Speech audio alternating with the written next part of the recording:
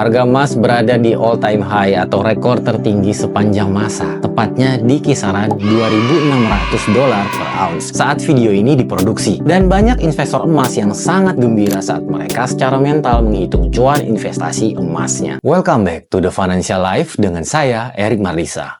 Mungkin dalam euforia mereka berpikir akan membeli lebih banyak emas lagi karena inilah momen terbaik di tengah ketidakpastian situasi geopolitik dan ekonomi global. Sehingga mereka meyakini bahwa emas bisa meraih level $2.900 per ounce di tahun 2025. Jangan lupa subscribe karena lebih dari 92% penonton video The Financial Life belum subscribe. Yuk subscribe sekarang juga biar edukasi perilaku dan psikologi keuangan di channel ini bisa membantumu membuat keputusan keuangan yang bijak.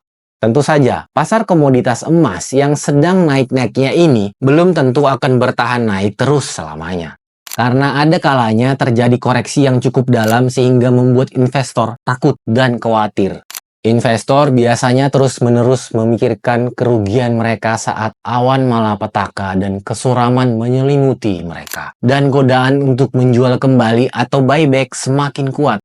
Sering banget ya, investor membiarkan emosi mengambil alih, membuat keputusan keuangan berdasarkan suasana hati di saat itu, daripada membiarkan fakta, data, dan logika membantu penilaiannya. Ini pun telah dibuktikan oleh riset Daniel Kahneman, yang menunjukkan bahwa 90% keputusan keuangan didorong oleh emosi, dan hanya 10% oleh logika. Sayangnya, emosi, kalau tidak terkendali, bisa meyakinkan kita untuk melakukan sesuatu yang sebaliknya dari yang seharusnya kita lakukan.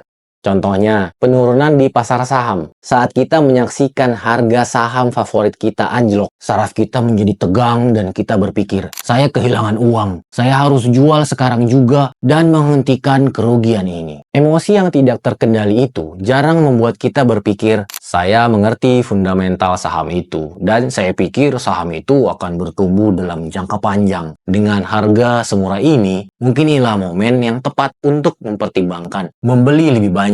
Sehingga nanti saya bisa menuai cuannya setelah harganya naik kembali.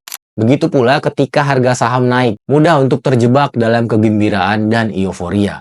Bahkan kalau kamu telah meraih milestone pribadi, di mana sudah waktunya menjual saham tertentu dan menginvestasikan kembali uangnya ke produk investasi yang lebih aman, contohnya emas atau obligasi pemerintah. Tapi biasanya kita tergoda untuk tidak jadi jual sahamnya dan ditahan dulu, akhirnya membahayakan apa yang selama ini telah kita kumpulkan untuk masa pensiun. Pertanyaannya, haruskah kamu sepenuhnya menyingkirkan emosi dari setiap keputusan keuangan? Mungkin enggak ya, karena kita ini manusia. Ada kemungkinan kita nggak bakalan bisa atau nggak bisa digunakan juga untuk segala situasi. Setiap orang punya tingkat toleransi risiko yang berbeda, dan biasanya seberapa besar risiko yang bersedia kamu ambil itu berhubungan dengan emosi. Contohnya trading forex, mungkin merupakan ide buruk untuk mengatakan bahwa kamu bisa mengabaikan emosimu saat memutuskan jumlah risiko yang akan kamu ambil. Tapi kenyataannya, banyak trader yang nggak bisa tidur semalaman karena cemas kalau harga putar arah dan kena stop loss. Tapi, secara umum, yang bijak itu ya, kita membatasi peran emosi dalam keputusan keuangan seperti itu. Dan kemudian membawa kita ke pertanyaan ini. Apa yang bisa kamu lakukan untuk menghindari dan mencegah perasaan atau emosi yang kuat ini mengambil alih dan membuatmu mengambil keputusan berbahaya yang bisa mengacaukan masa pensiunmu? Dan faktanya, riset dari Nasdaq dan Morning Consult menunjukkan bahwa 48% Gen Z memeriksa portofolionya beberapa kali setiap harinya. Jadi, satu hal yang bisa kamu lakukan yaitu dengan membatasi seberapa sering kamu memeriksa portofoliomu. Karena seiring berjalannya waktu, kamu akan memahami bahwa setiap investasi akan mengalami banyak pasang surut. Kamu tidak perlu melacak setiap pasang surut itu, karena semakin jarang kamu memeriksa portofoliomu, semakin rendah peluang bagi emosi menguasai dirimu. Hal lain yang bisa kamu lakukan adalah memiliki perencanaan pensiun yang akan menjadi tolok ukur, yaitu sesuatu yang bisa kamu jadikan cermin refleksi diri ketika emosi mulai muncul. Kemudian kamu bisa duduk dulu, atur napas, dan bertanya kepada diri sendiri, apakah keputusan yang sedang saya pikirkan ini sesuai dengan rencana keuangan saya? Apakah ini akan membawa saya keluar terlalu jauh dari jalur untuk meraih tujuan keuangan saya? Tentu saja, perencanaan pensiun tidaklah sempurna dan tidak bisa ditetapkan secara pasti.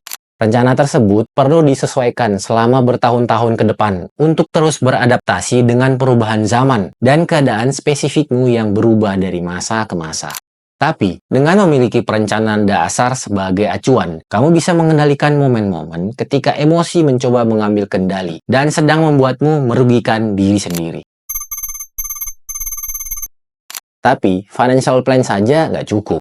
Kamu juga harus memiliki seorang profesional keuangan. Tepatnya financial planner profesional yang bisa melihat situasi secara objektif, terutama saat market bergejolak. Financial planner akan membantumu agar tidak terjebak dalam emosi sesaat dan membantumu dalam membuat keputusan yang lebih bijak. Financial planner bisa membimbingmu melalui masa-masa euforia yang gak masuk akal, maupun masa-masa kesuraman yang menyedihkan, dan selalu mengingatkanmu pentingnya untuk tetap disiplin. Semua orang bisa menggunakan bantuan financial planner, bahkan orang-orang yang pintar ngatur duit sekalipun. Contohnya bintang NBA LeBron James, yang selama karirnya telah menggunakan jasa shooting coach, walaupun dia adalah salah satu pemain basket profesional terbaik sepanjang masa. Tapi James juga tahu bahwa seorang yang mengamati secara objektif bisa melihat hal-hal yang tidak dilihatnya, atau menyarankan penyesuaian yang mungkin tidak terpikir olehnya. Seorang financial planner profesional yang baik bisa melakukan hal yang sama untukmu, biar kamu bisa dengan santai menggeser emosi keluar dari proses pengambilan keputusan keuangan. Sehingga, logikalah yang menang.